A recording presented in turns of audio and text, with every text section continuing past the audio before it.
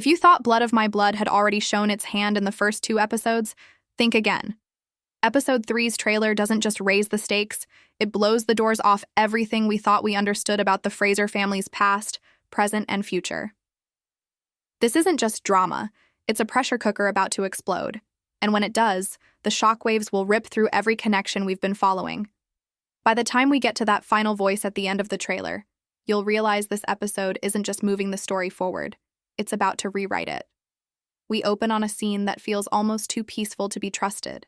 The Scottish Highlands stretch wide under a golden light, the grass swaying in the gentlest of breezes, the only sound the distant call of birds.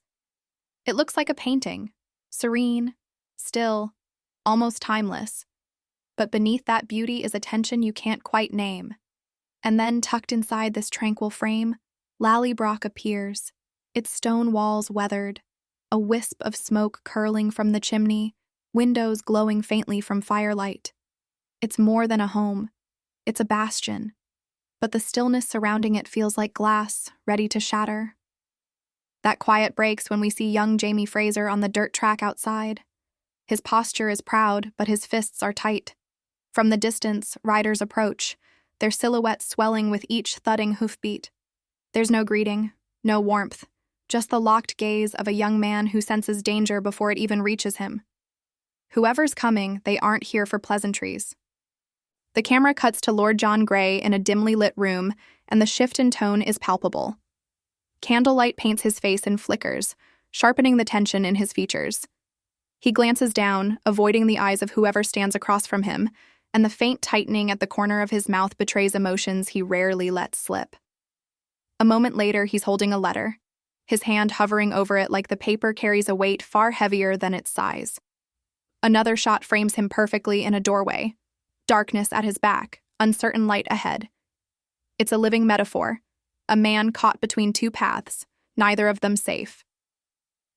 If whispers about William's true parentage are gaining traction, Lord John may be running out of ways to keep the truth sealed. We cut again to William Ransom. He's not speaking, but his body tells the story. In a training yard, sword in hand, he starts with precise, disciplined strikes.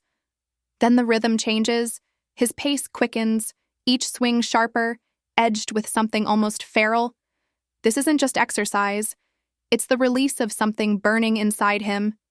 And then it happens, a fleeting but unmistakable shot of William and Jamie, eyes locked. William's stare isn't casual, it lingers, sharp, searching, like some buried instinct is tugging at him. Later, we see him slipping down a stone corridor, his expression hard with determination. It's the face of someone who's just stumbled onto a piece of a life-changing truth and intends to find the rest on his own. The mood shifts again, and suddenly we're drenched in warm, golden light. We're in the past now, Jamie as a boy, running into his mother Ellen Mackenzie Fraser's embrace. She pushes his hair back, smiling with a softness that hides something unspoken. Then, even briefer, a glimpse of her cradling baby Jamie, tears in her eyes, her face turned as if to shield him from her expression. No context, no explanation, but the suggestion is clear. She made a choice to protect him from something, and that shadow may still stretch into the present. Now Jamie himself could be facing the same kind of impossible choice. The tension threads back in with flashes of a brewing political storm. British officers hunch over a candlelit map, shadows dancing on the walls. A finger jabs a location inked in deep red. Riders tear across open ground, mud spraying from pounding hooves. The sound of hot wax pressed into parchment cuts through the silence, and a seal is stamped down with unnerving finality. In Outlander, a sealed letter is never just paper, it's a loaded weapon. Claire appears next, seated at a window in soft daylight. In front of her, a letter sealed in dark red wax. Her fingers trace it slowly, as though she can already sense the gravity of what it contains.